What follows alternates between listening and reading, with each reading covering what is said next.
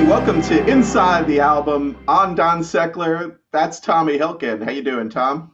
I'm doing fantastic as always. And this week we are going to go through and do a deep dive into Deja Vu by Crosby, Stills, Nash and Young. Yeah, because this is Inside the Album. Exactly. We're going to go deep inside on this one.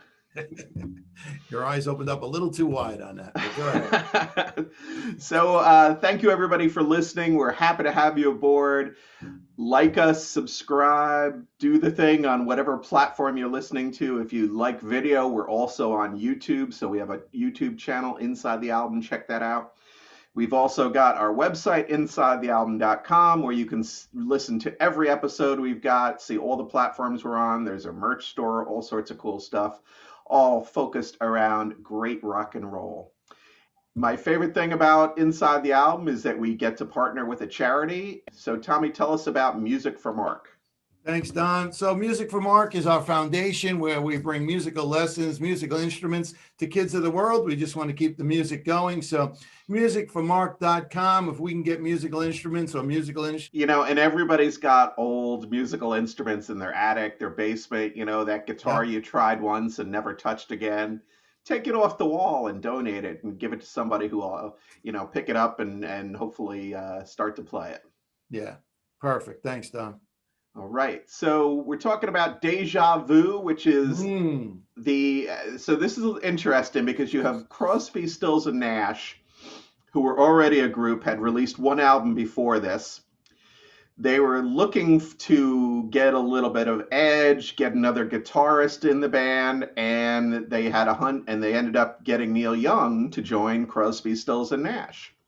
It's interesting mix because Crosby, Stills, and Nash are kind of, they're kind of a middle of the road hippie band with harmonies, great music, but not, not hardcore rock and roll, not heavy, not edgy. And you bring in Neil Young, who's this guy who can kind of do it all. So he can do that kind of soft, pretty stuff. But he's also got that edgy side with the distortion and the Les Pauls and the, the crunch and the Crazy Horse eventually. So it's an interesting mix of guys. We start off with every one of these guys was in another famous band before this. Oh, yeah. So you've got David Crosby, who was with the Byrds. Yeah. And great vocalist, great guitarist, great songwriter. And I'm going to say that about every guy in this band. They're good guitar players, they're amazing singers, and they're great songwriters. You've got Stephen Stills, who was in Buffalo Springfield, actually with Neil Young. Yep. So those two have a little bit of history. And then you have Graham Nash, who was in the Hollies, who brings a whole nother kind of pop musical sense to this band. And so all these guys play, they all write, they all sing, and it's such an interesting mix of characters, don't you think? Well, for sure, and definitely, as you'll see as we go through, an ornery bunch for sure, the four of them. But these bands you're talking about at the time were huge. The Hollies, the Byrds, Buffalo Springfield, right? And they loved being in those bands. But, it's an interesting way to look at it. Neil Young, what he brought to everybody, what he brought to Crosby, what he brought to Stephen Stills, we'll see as we go along. Yeah, and a lot of times what Neil does is like make the other guys better because they're, like you said, they're ornery. They're also competitive guys. Yeah. So there was a lot of friction in this band. It didn't last long. They only had one album. Well, they had the second album they had after this was Four Way Street, which is a live album. So, it's not another studio album. Right. So even though it's Crosby, Stills, and Nash and Young, there's really only one album that they did. And later on, they got back together and did some additional albums. But this is the album that everybody knows them for. And it's got just like, this is another album where it's classic after classic after classic after classic. They're just nonstop legendary songs on this record. Yeah, and when we talk about it, right, the reason I always say this is everybody had this album in their collection. Oh, so, for sure. Yeah, that's what makes it the album that we want to talk about is literally this was in everybody's collection, probably in everybody's milk crate. I don't know if you remember milk crates. Yeah, right. For the old way to hold the record, sure. It's the only way we could hold our albums was in milk crates. So those were the days. But Graham Nash, he loved being in the Hollies. And he often talked about the fact how much he loved being with the Hollies, but he sat and sang with these guys, and he just said it was just nutty. They were sitting singing in a living room, Right. and when he heard what they were doing, he just said, "This is the greatest." And this all came out of Laurel Canyon scene. So, they're with Joni Mitchell, they're with Cass Elliot. It's all those people in the late 60s, early 70s, kind of the hippie vibe of communal living and people just hanging out. And, I think people were just even like crashing at the house and kind of like not squatting, but they'd be there for a while, then move on and things like that. So they were in this whole environment of collaboration. Yeah. And I think that's what spawned this group, right? I love living in a community, a commune. So they started recording this album in 1969 in July, finished up in the following January 1970, and it was released on March 11th of 1970. The album went gold in 2 weeks, which back then was insanely fast. There was a ton of pre-orders for this album. I think it was over $2 million in pre-orders. And this is back when albums were, what were they, like $7, $8 a piece, right? So, the number of albums that was sold before it was even released was astronomical. Yeah. It went to #1 in the US, Canada, Holland, and Australia. 8 million copies sold, and it's listed at number 147 on Rolling Stone's 500 Greatest Albums of All Time. Wow. Dude, you're talking 8 million copies. Last week we talked about 30 million copies. Wow. Yeah. I mean, when you get into this area, you're in the stratosphere, and these are not numbers that were reached very frequently by bands. No. And to think, it's over 50 years ago, man. Oh yeah. Man. Oh man. Whatever happened where my favorite music is now the oldies. Time passes, right? Sure does. So we'll show the album cover here, and it's kind of this old school hillbilly hippie, like old timey photograph. Yeah. And to me, it's kind of copied from the look from the band, I think, but okay. It's that similar kind of look where it's kind of like, I guess, meant to be like of the 1800s or something, so like kind of when you take those old timey pictures on the boardwalk. But other than that, some of us do. Some of us, yeah. The Secklers love that. So, an okay album cover, not the best, I wouldn't say, but, definitely of the times. The Hatfields and the McCoys. A little bit of that, right? There you go. So like I said before, the anticipation for this album was huge because Crosby, Stills, and Nash had just had a mega hit album before this. Neil Young had, a lot of songs that were out and albums that he had done. He had worked with Buffalo Springfield and had some other stuff out. So these are all well-known people who got together. So it's, imagine the superstars of the day getting together and then forming a band. And that's really what this was. Yeah, I was going to mention to it. I was thinking about this driving in. You don't hear about that in today's world where, guys leave their bands, get together. And actually in the 80s, they were called the supergroups. Remember Steve Howe and Deja and bands like that, right? They called them supergroups. This was literally a supergroup. No doubt about it. Today you get a lot more one-off collaborations, especially in like pop and rap music where people will feature on other people's songs. But it's not where they're digging in and doing a whole album together and going on tour together. It's like a one-shot, hey, I'm a guest on this song and I might appear on like the Grammys with you or the Super Bowl or whatever. Yeah, but they're not going out and actively going as a super group. Those don't really exist. Although there is the Highwaywomen. Have you seen them? No, I haven't. So they do a version of The Chain by Fleetwood Mac. Okay. So the Highwaywomen consists of Brandi Carlile. Do you know Brandi Carlile at all? Brandi Carlile. Okay. You got to check her out. Amazing voice. Okay, great. Natalie Hemby, I'm not real familiar with. Maren Morris, another good female country singer. All right. Amanda Shires. And so they're touring and we're touring and recording and they've done a couple covers and things like that. but that's like the closest thing that we have to supergroups today. They really aren't as common as they used to be back in the day. Yeah. The way you look at it in today's world, it's all based on dollars. You know what I mean? So Crosby, Stills, Nash, and Young. In today's world, they'd be thinking, "Can I sell 8 million copies on my own?" Right? Whereas now you got 8 million copies, but there's four of you, which makes for a challenging cutting up the paycheck. Yeah. And most people are focused now on just how can I get a single out, go on Instagram and get 1 million followers. Yeah, exactly. Different world altogether.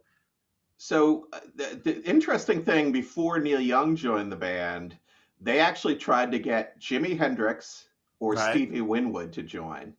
Yeah. So they were actively looking for another player who had a little bit more of the guitar skills, I guess, and a little bit edgier to try and help, just add another layer, another dimension to the band. Yeah, to rock a little bit. Yeah. Right. But those guys at the time, Hendrix and Winwood, had their own huge careers and, weren't really open to it. And so Neil was kind of talked into it and kind of came in begrudgingly and didn't want to join at first.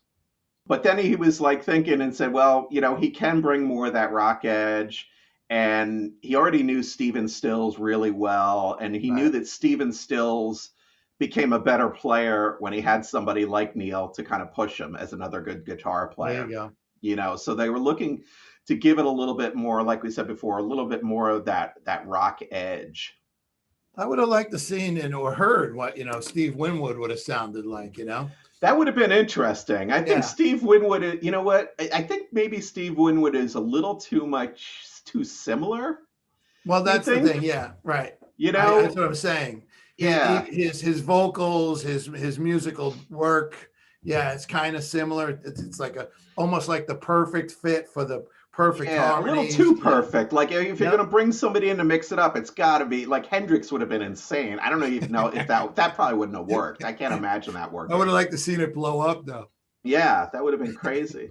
Hendrix coming. Teach your children and Hendrix right. That'd be great. It's insane. So another interesting fact about these guys. So as CSN&Y, their first show, they did one show in Chicago, and then the second show was Woodstock to 500,000 people.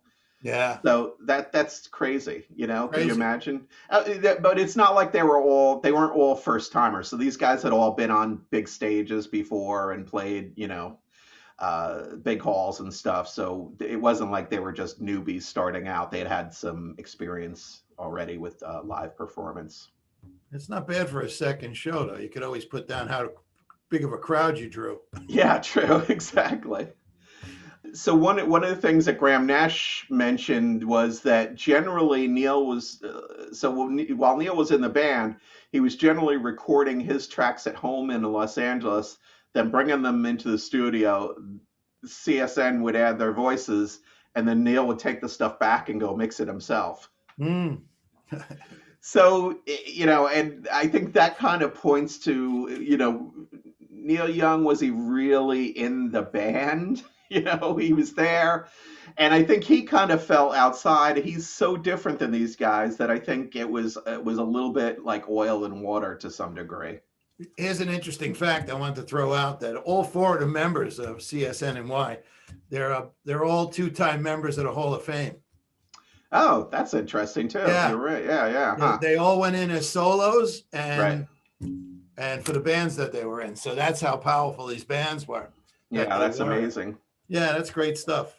The other thing that was kind of interesting, David Crosby's girlfriend at the time had just died in a car crash right before they did this. So there was a lot of times during the recording of this album where he would just be breaking down crying and could not even function. So, challenging again for him to have to go through that. Graham Nash also had just broken up with Joni Mitchell. So they were a couple living together and everything. And we'll get into that in a little bit more detail as we talk about the songs. But he had broken up with Joni. So there was a lot of, there was a lot of stuff going on around them in their personal lives at the time. And whether or not that had an effect on the recording, I don't know, but it's interesting to know that there's a lot of that, because a lot of times we talk about friction and how it makes good music. Well, friction, tragedy, think about it. Music is emotional. So it depends, some great songs have come out of the most toughest situations in people's lives because they're writing from feelings, and putting it onto music, which is always amazing. So tragedy and things like that bring out some emotion that people put into their music. Mm-hmm. The other one other thing that then we talked about, you kind of mentioned this. So the members all kind of pushed each other, and they pushed each other's buttons, and there was a lot of critiquing of each other's work. So you've got all four guys are writing songs. They're all bringing them in, and then you got the other guys going, "Nah, I don't like that. Nah, I don't like that. Redo that vocal on your song." And that was kind of an ongoing theme with all of them. So, it wasn't one just picking on everybody else. It was each guy was picking on the other guys and kind of critiquing. Yeah. And I think they all intended to try and just make it better. Of course, I don't think they're being assholes, but that can get under people's nerves, especially after you've labored over something and you think it's kind of ready to go, and you bring it into the studio, and all of a sudden, it's just like, here's the bad thing, here's the bad thing, here's the bad thing, and no good, And people pointing it out. Collaborations are the toughest things you could ever do as human beings anyway. So think about it, you're bringing in four creatives, right, who like to create their own way. And then the challenge comes in and somebody's trying to make you shift the way you create, right? And you know where it leads. Fist fights. It leads to one album. It leads to one album. Exactly. The good point. So Graham Nash also said about Neil Young, he said, Neil has a strange energy. He brings a darker edge and a more realistic edge to our music. But he said it did fit. So he loved the Deja Vu album, and he thought, Neil's, what Neil brought to the table was good for the band at the time. Yeah. Well, he certainly brings an edge to anywhere he goes. That's what he's about. Totally. That's his natural personality. That's the thing. And, Neil Young has a history of working with people for short periods of time. Mm-hmm. So CSNY, one album. He does Crazy Horse. Crazy Horse is on and off. He'll play with Crazy Horse for a while and then not do it and then go solo. Yeah. He'll do things like he did this album, Greendale, in the late 90s, early 2000s, where it was like a Broadway show, basically. And then he'll go out and just do a solo tour with him just playing an acoustic guitar. Or he'll do something like he did in the 80s where he does trance, where it's digital and it's sample and hold and robot voices. And Neil Young does what Neil Young wants to do. If you like it, that's great. If you don't, he doesn't care. He's going to do whatever he wants. That's when he redid Mr. Soul. Great tune with the techno. Great. Exactly. Yeah, and he played with Eddie. He likes to play with Eddie vedder too. Yeah, he did a tour with Pearl Jam as his band. Yeah. His most recent tour, he had The Promise of the Real, which is Willie Nelson's kids. That was his band. So he'll mix it up. He doesn't stay in one place, even though his music is consistent and it sounds relatively similar. Neil doesn't stand still. He's always kind of moving, and he did that, and now it's behind him, The only thing he goes back to is Crazy Horse. Yeah, that's the band where he feels the most comfortable. Well, I think for sure of the four of them, he's the one guy that could carry a tour by himself. Of the other three guys, I think they could get people to come, but they wouldn't be doing Madison Square Garden. That's the thing about it. I mean, Neil has been producing decent, good music for his entire career. It's got the hits, the more popular songs have gotten lesser and lesser as he's gotten older, but still today I've heard a song that he released last year was phenomenal. It's just him and an acoustic guitar. Well, I was going to mention, of all the guys, I've seen them all, but one show I went, he played acoustic the whole night inside Madison Square Garden, right? You think you're going to see Neil Young, and he sits down. It was Neil Young just sitting with an acoustic guitar. And then the last time I saw him, he played with Crazy Horse, which is a whole nother. Yeah, that's a whole different thing. That's the distortion and the, the loud songs and the 20-minute songs, and which is great. That's my favorite Neil Young, by the way. Crazy Horse. Neil Young, Crazy Horse, the best. All right. Let's dive into the music here. We're going to start off with the opener, which is Carry On. And if you have headphones on, this part's only on the right side, and then when the band comes in, the left side comes in. So it's always fun to listen with headphones. One morning I woke up and I knew it was all. A new day, a new way, and new eyes to see it all. Go your way, I'll go mine, get gone. So, this song is just, it's so rich with those CSN harmonies, right? Like that's their signature sound are those harmonies. And, it's the Beach Boys were super popular at this time. And there's probably a little bit of that they're borrowing from, but just amazing, amazing harmonies and such a great song by Stephen Stills. Great guitar work. Yep. The phrase I just wrote down is, when you hear that, it makes you feel good. And I just said to myself, we need more of this. Yeah. Oh yeah, definitely. The harmonies are just, dare I say, perfect. Right. Oh yeah, for sure. That's what Graham Nash said, when they got together, he knew it. He wasn't thinking about it. He knew it. That's great. What a great song. Yeah. And they were going for perfection on this album a lot. And parts of it, there are opinions that we're going to hear here from the band throughout about different songs where sometimes they may have went too far with their search for perfection, Yeah. But once again, you can never forget it's rock and roll. Just let it happen. Let it happen. And this song actually only took 8 hours from conception all the way through to the final recording. And it contains 2 distinct sections that are bridged in the middle with the proclamation, "Carry on, love is coming to us all." And part of it was taken from the song "Questions," which Stephen Stills wrote for Buffalo Springfield. And that song appeared on their 1968 album, Last Time Around. So that's kind of interesting. There was a lot of stuff here from, left over or reworked from the Buffalo Springfield days. Sure. If they were the songwriter, they could take it with them. Sure. Yeah. So they also wrote this song in the middle of those Deja Vu sessions. Graham Nash told Stephen that they didn't have an opener for the album. So it was something that he wanted to use as kind of a message to the group. It was a struggle to kind of keep the band together through the whole, even just through the recording. So that was like this feeling of, come on, let's keep it together. Let's carry on. Let's get this done. And, everybody's going to be a lot happier if we can get this and create this album together. So it created a theme. Yeah, it's kind of the opening theme for the band and for the album, for them both. So that's amazing. Carry on. Let's get through this. Yeah. So let's move on to song number 2. This one is Teach Your Children. This is probably one that everybody knows, I would think.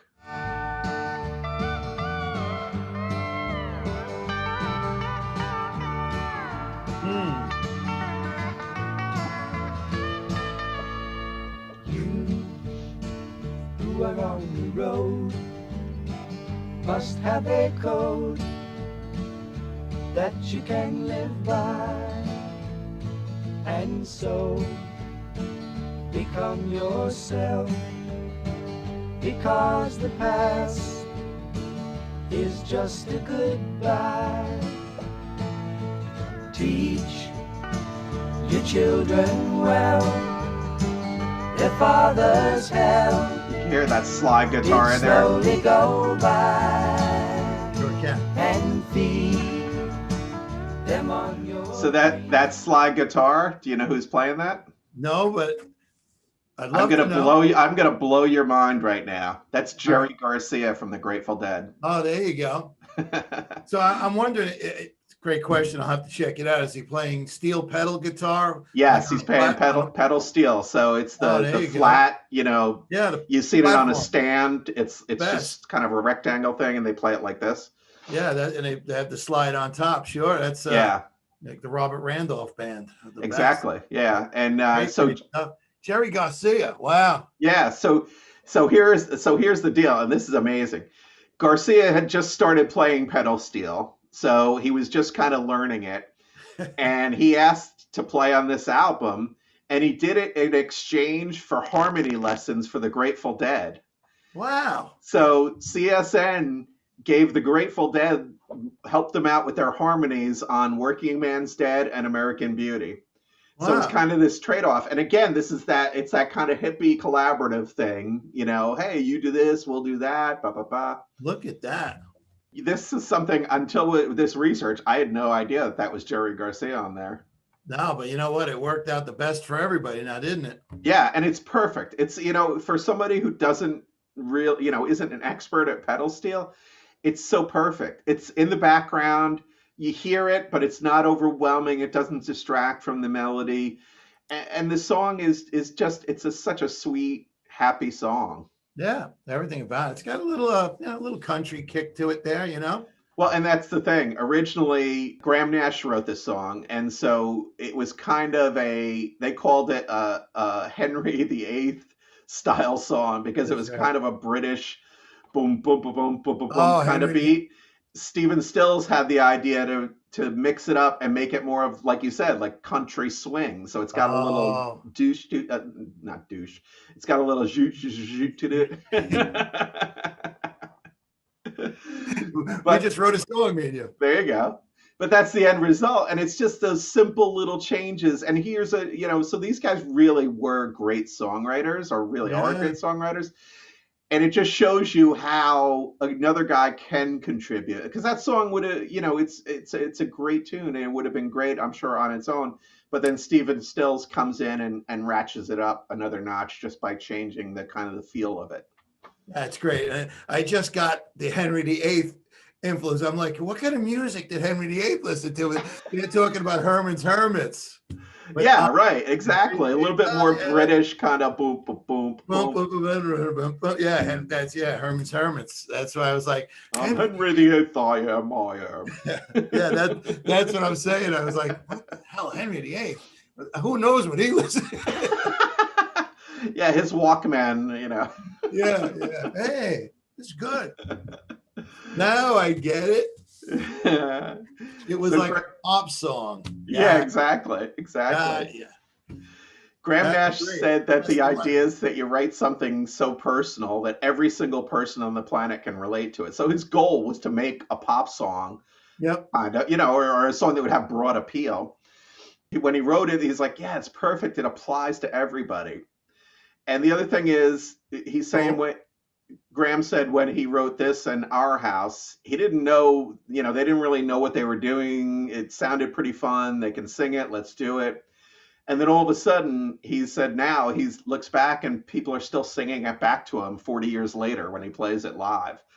So that's beautiful. Kind of a happy accident, but there's a little bit of intention there. His intention was to make broad, popular songs, and those songs are both great songs. Yeah, and you touch the world, man.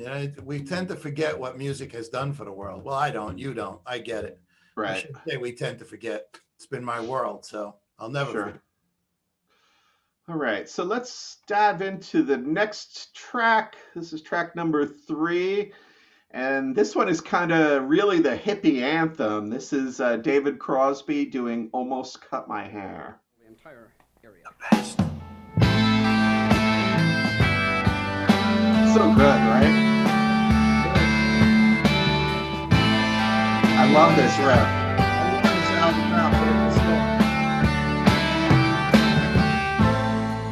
Almost cut my hair.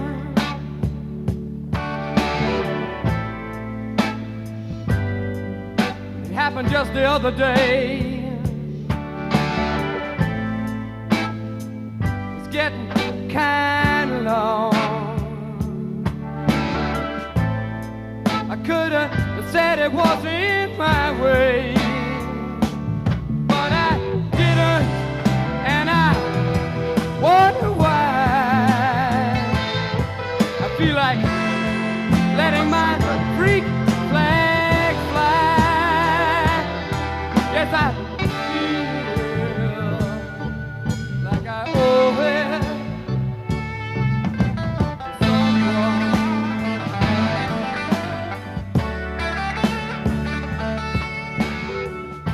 And so here's one of those songs where these guys are where Stephen Stills and Neil Young are they're getting to play some guitar. Yeah.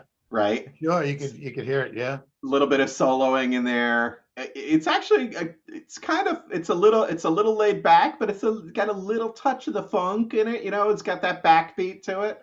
Oh, dude, it's a blues riff. It's definitely blues. Yeah. So again, it comes back to the blues. Everything kind of is based back to the blues, and when you get into that funk stuff, you get it always plays off of that blues bass.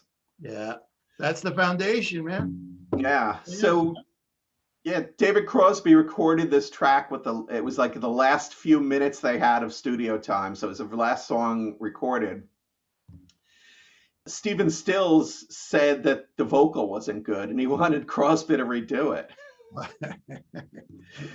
And Neil's like, this is like that. Neil said this was he said it was David Crosby's best recording. So, it's kind of Neil and Crosby versus Stephen Stills. They almost didn't put the song on the album, but Crosby really, really protested and, wanted to make sure that it was on the album. Wow. In my world, best song on the album. So thank God it made it. According to David Crosby, that it was a one-take recording. So that's the one take they did. And that's amazing because it's perfect. Yeah. And, we always talk about go home and play this album. If you're listening, go home and play this album, put it on and listen to the music behind it. What's going on? Like this song, we always have to stop. We only do a little bit of each song. But man, oh man, when you go through this whole song, it takes you everywhere. It's killer. Yeah. It's amazing, an amazing track. And, I love that it's, it kind of still is hanging on to that hippie thing, which is, at this point, the hippie stuff is, I guess, in full bloom, but kind of at the peak, right? In like 1970. Yeah. And then starting to come down a little bit. So, it's still got that attitude of kind of us, versus the man sort of thing. And that's something I always appreciate. Yeah, you can tell the Dead influence with letting my freak flag fly, right? Right. Yeah, exactly. So they were 100% bought in, and that was a great song that came out of that. Sure was. So the next track is actually the first Neil Young song, and this one is Helpless.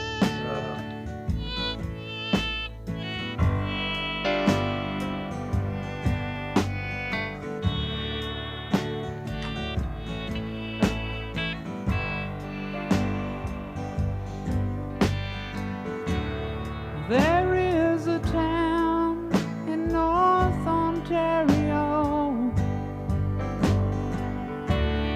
a stream, comfort, memory to spare, and in my mind I still need a place to go. All my changes were there. So it's a total Neil Young song, and then this.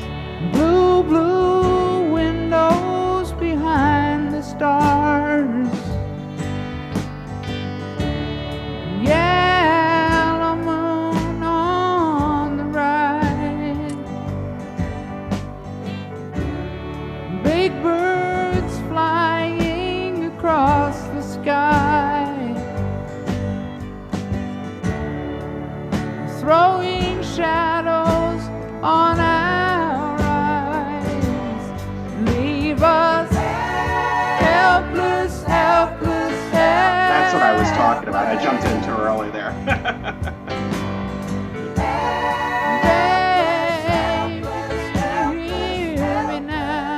So this is a perfect example of how this grouping makes the song so much better. When those harmonies come in, he could have very easily just been Neil Young with the piano and the guitar singing that chorus all by himself. But when you get those other voices in there, wow, it just blows you away. Yeah, and that's the longest you've gone with a song, so you didn't want to cut it off, my friend. I didn't. That's one of my all-time favorites. I have my Neil Young shirt on today. I'm a huge Neil fan. I love Neil Young. I could have sat here until the end, my friend. So don't worry about me. That was just, there's only one word that beautiful. Just gorgeous, right? Gorgeous. Yeah, just if there's a song better than that, I don't know where it is. Just thank God we get to do this inside the album, man, because this is amazing. Amazing. Yeah. Beautiful. Neil Young, when he was a kid, when he was 6, he got polio, and he was living in Canada with his parents. So they ended up taking him to Florida for a year, hoping the warmer weather would help cure him of the polio. I got you. So, or speed his cure. I guess he was, on medication or whatever they gave you for polio. So he went through some stuff when he was a little kid. And then when he was like a teenager, his parents divorced. Neil stayed with his mother, and his brother, Bob, went with his father. Oh, wow. And I thought that was so weird. I was like, why would you do that to your kids? Split them up like that. Yeah. So, a lot of the Neil Young memories that are kind of in this song are sort of bittersweet, and you feel it. And Neil Young does those bittersweet songs really, really well, whether it's something like this or Tonight's the Night or songs like that where there's a tragic story behind them, I think are some of his best. Yeah, well, like I said, the tragedy, real life stories. Yeah, again, storytellers. That's what these guys are, and that's what the 70s brought to the world. When you look at the guys writing music, they were up there telling stories more than anything. It did change, right? Because in the past, the songs were so poppy and light and kind of like there's nothing to them. There's no real deep stories. It was, boy meets girl, boy, loses girl. Those are the stories, right? There's stories, right? In pop music in the 50s and 60s, the songs were very simplistic. Do you want to dance? Yeah, right. So now you've got these guys who are really... they're almost like book writers, they're telling deeper stories with more layers and context and different things that have affected them in different ways that are much deeper than just that surface kind of stuff, which is what you used to get with pop music. Yeah. And today's quote of the day is, and whatever you do with polio.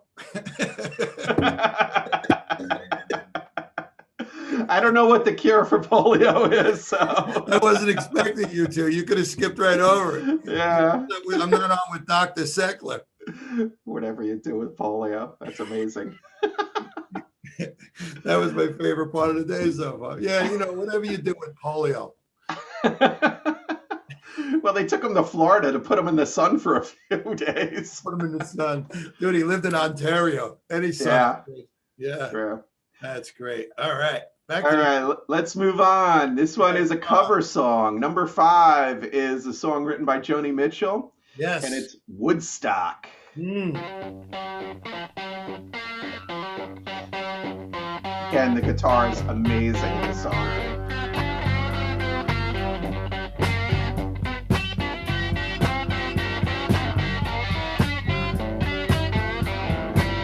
Well, I came upon the child of God. He was walking along the road, and I asked him, "Tell me, where are you going?" Mister told me.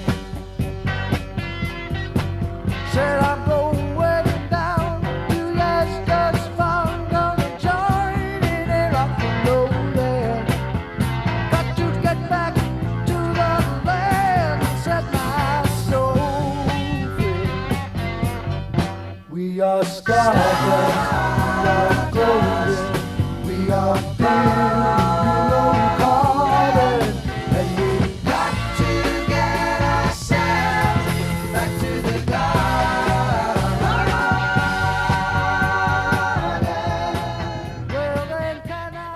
So the thing I love about this, and if you've never heard the Joni Mitchell version, you should listen to it because it's a completely different song. Yep. But the Joni Mitchell version is very kind of pensive and thoughtful. This one is more of a celebration of Woodstock. Sure. And Stephen Stills is the mastermind behind this version, and he had already kind of worked out the arrangement for it. and he had been playing it with Jimi Hendrix in September of '69. Wow. So, right there you could say, okay, I'm going to play with Jimi Hendrix and Neil Young. These are two guys, completely different guitars, but that same kind of attitude, right? They're pushing it. It's edgy. It's different. So I think that's why when he brings it back, it kind of works with Neil in there and Stephen Stills playing the other guitar part on this. It still kind of works out as a great song. And as we like, it's got that iconic riff. Yeah, definitely a great riff. Yeah, without a doubt. Yeah. And Stephen Stills, listen to the voices, right? When I say to everybody, listen to these albums, listen. There's more than just putting it on and walking around. Put the headset on. Listen to the whole album, right? When you hear the 4 different voices of these singers, like Stephen Stills, very powerful, his voice on this song. Perfect fit. Yeah. And a lot of people don't, a lot of people, when they listen to music, they just listen to it on that kind of surface level of hearing the song. But when you actively listen to the parts and who's singing and what's playing here and what's playing there, you hear a lot of things that you don't normally hear just popping it on in your car and humming along with it. It's a different experience, and sometimes you can find stuff that will blow your mind. It's my favorite thing now, since we've been doing the inside of the album. I've really been getting into it. You can actually start to hear what makes it a song. Yeah. Some people just think it's the lyrics, it's the music. No, it's the quiet spots, it's the fills, right? Who's playing background, who's behind the scenes. It's beautiful, beautiful. Yeah. Listen to it. Yes, definitely. And Woodstock was one of the few Deja Vu tracks where all 4 guys performed their parts in the same session. Okay. So they were doing a lot of recording and then having the other guys come in and put in their parts. And this is one of the only songs where they really kind of played it all together. Right. Stephen Stills actually went back and re-recorded 1.5 verses that he said were excruciatingly out of tune. Neil Young said that was a huge mistake because the track was magic the way it was. And, Neil doesn't have the best voice, I don't think, at all. And his songs, I don't want to say they're dissonant, but sometimes they have that, it's just that grit and edge that makes it a little bit more real. It's not perfect, but it's still gorgeous in its, I don't want to say ugliness, but it's not like the beautiful, like when you have Crosby, Stills, Nash harmonies, those are beautiful. Now I want to say it to you because what you just made me think is you said he doesn't have the best voice, or does he? Yeah, right. It's situational, isn't it though? The best voice? You're not kidding, because when we were just listening to Helpless, I wouldn't want to hear another voice on there. Right. Right. It's not so. It's like you hear Lady Gaga at the inauguration did the right. Star Spangled Banner. Right. Amazing voice, right. Technically great voice, but so different than like a Neil Young because he's high and raspy a little bit, and he's got that sound that's just more dirty. Yeah. Listen, you think about the Bob Segers, the Johnny Cashes, in reality, they shouldn't be rock and roll stars, but they're the biggest in the world, right? Yeah. Because they like Bob Seger's voice, So Neil, actually going back to that, Stephen Stills re-recording that vocal part, Neil was kind of pissed that he did it, and he said they had that great live vocal that Stephen did, and then he erased it to do a perfect vocal, which Neil said sucked. But the other thing Neil said about this, and this is really telling, is that pretty much typifies the whole deal there. Most of the things were so concerned with making them perfect that they were better before they started messing with them. So again, Neil's not one for a lot of polishing to get things to be like pitch perfect and exactly in tune. And that's, so it's oil and water here, which is interesting. And you and I have talked about it now for the last few weeks. You're going in and it is what it is. Just get it on, get the music. The ones that are done in 1 take, 2 takes, couple hours, right? You're not overthinking anything. And I don't think rock and roll was ever meant to be overthinked. I really don't. And if overthink's not a word, throw something in there for me.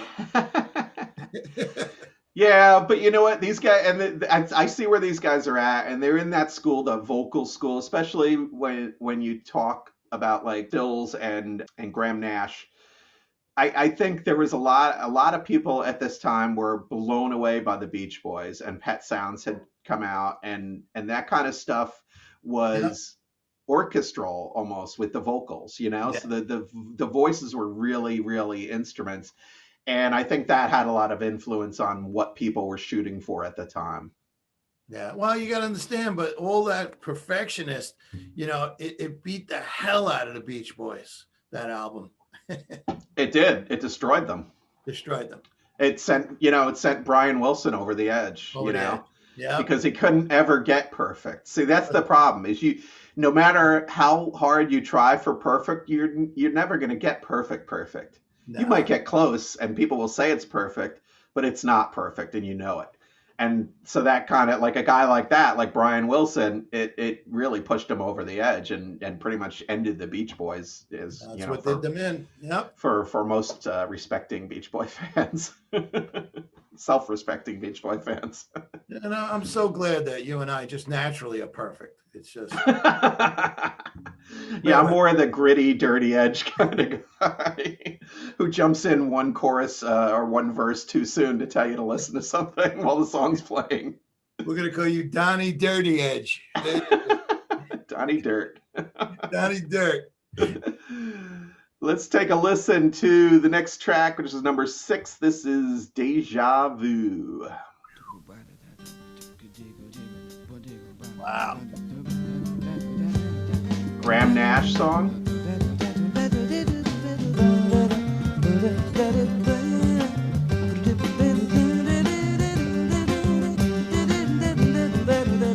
Oh no, this is David Crosby, right? Yeah, it's Crosby. I'm sorry. My bad. 2, 3, 4.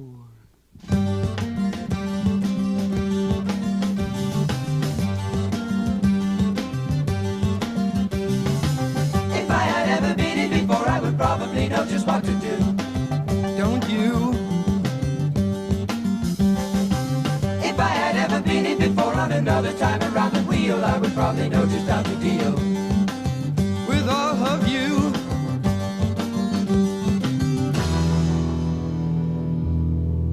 And I feel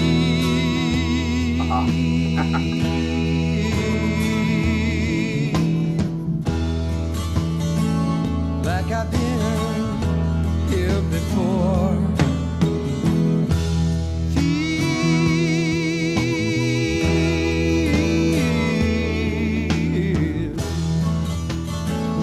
like I've been here before. And you know, it makes me wonder what's going on.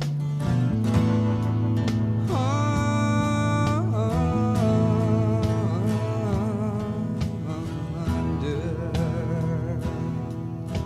the ground. So this song, this is David Crosby. I was incorrect there when I said Graham Nash. So I keep getting these guys mixed up in my head.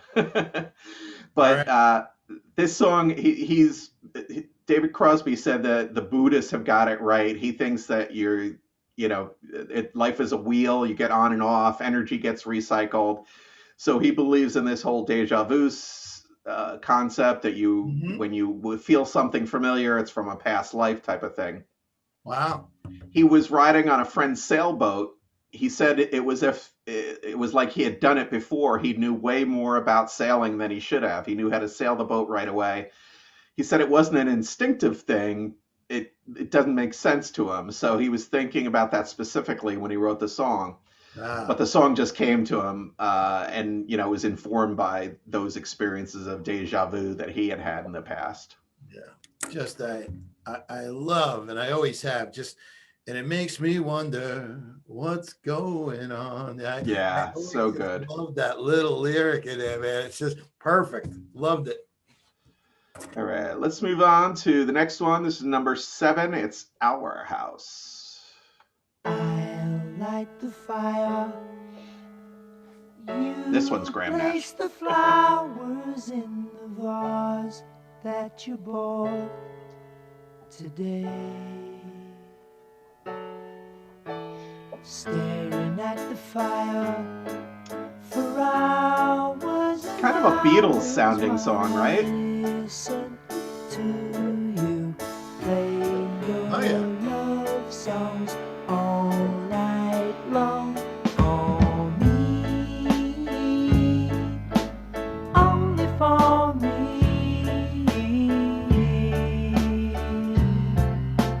Come to me now, and rest your head for just 5 minutes. Everything is done. Such a cozy room.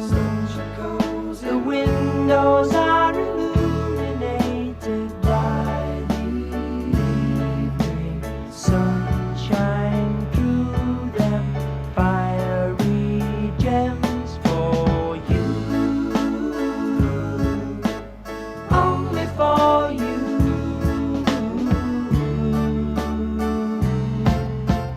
Our house is a very, very, very fine house with 2 cats in the yard. Life used to be so hard. Now everything is easy 'cause of you. So this song, again, I think this is very Paul McCartney-esque. You know, Yeah. it could be a McCartney song on a late Beatles album easily. It's got the British influence. That's for sure. Yeah, well, he's British too, Graham Nash. Yep. So and that's the other thing. You've got 3 Americans. Well, Neil's Canadian American, but North and the America. 1 Brit. Yeah. It's a song about their day, basically. He was living with Joni Mitchell at the time. This is at that house that we talked about before in Laurel Canyon, where all the musicians were living back then. You know, they went out to an antique store and she purchased a little vase, and when they got home, he just said, "I'll light the fire while you place the flowers in the vase that you bought today." And when he said that, he stopped dead in his tracks and went right to the piano because he knew he had a song line, you know, a good lyric. Yeah. So amazing when you have 2 like super talented people and it's just like stuff like that just drops out of like just walking in the house, right? It's just amazing. And the one thing about this song, like I said, we play snippets. This song grows and grows, and the harmonies get bigger and better as this goes on. Yeah, definitely really ramps up towards the end there. No doubt. And chicks dig this tune. They just do. Yeah, oh, it's a great song. I love it too. Yeah, and I just said chicks dig this tune in case you were wondering. All right, let's move on to the 70s there for you folks. All right. Little 70s. Throw a little 70s in there for you. Here's number 8. This is 4 and 20.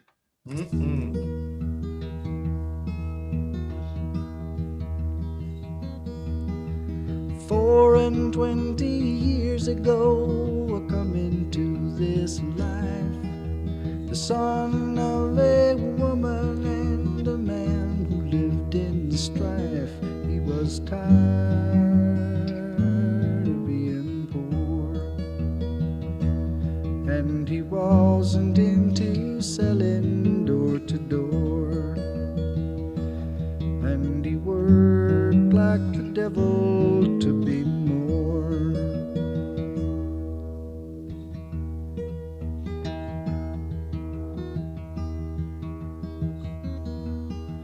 A different kind of poverty now upsets me so.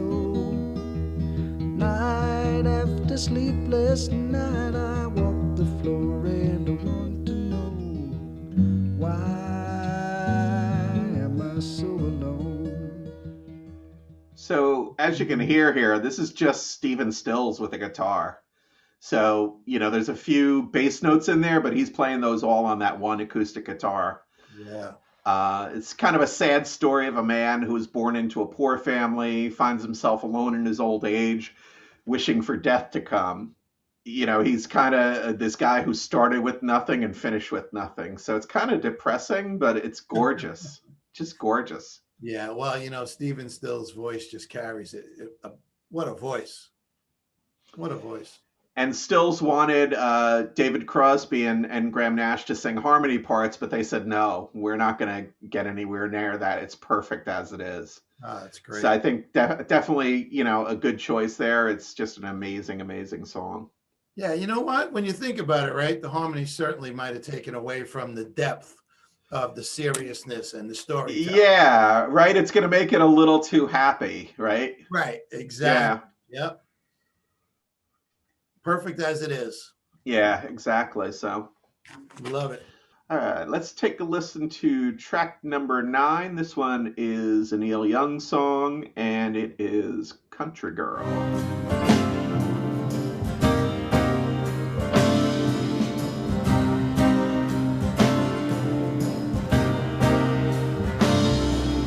Winding paths through tables and glass. First fall was new. Now watch the summer pass, so close to you.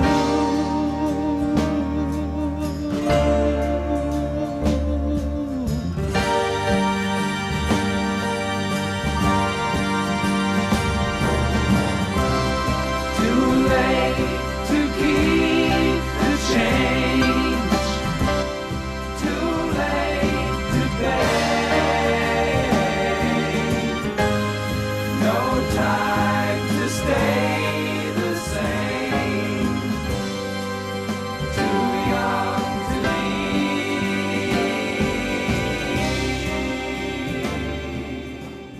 So this song is actually combined from 2 Buffalo Springfield songs called Down, Down, Down and Whiskey Boot Hill.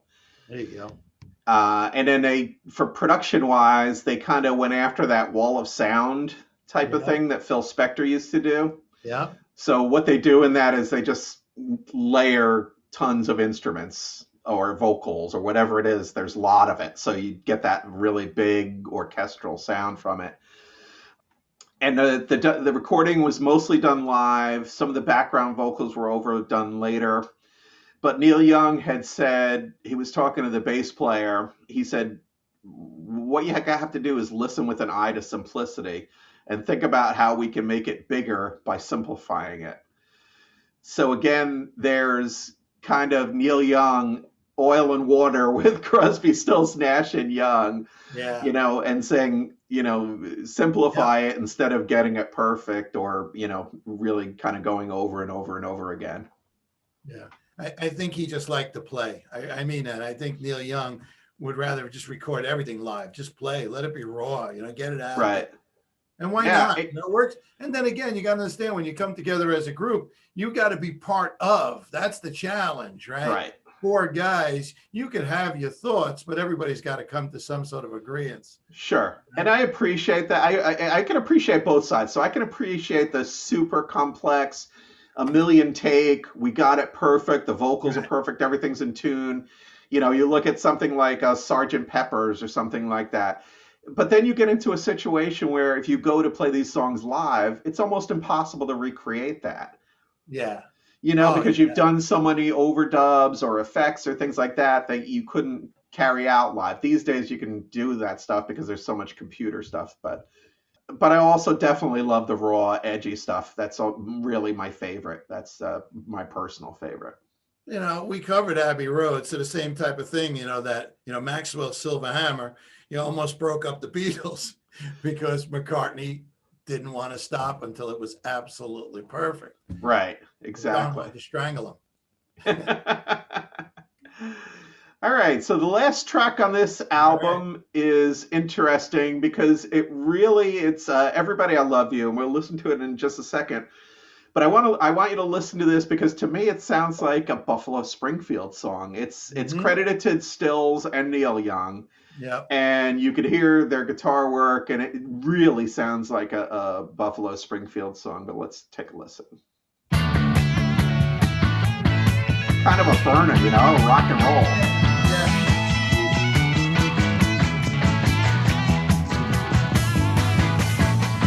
No, you got to run.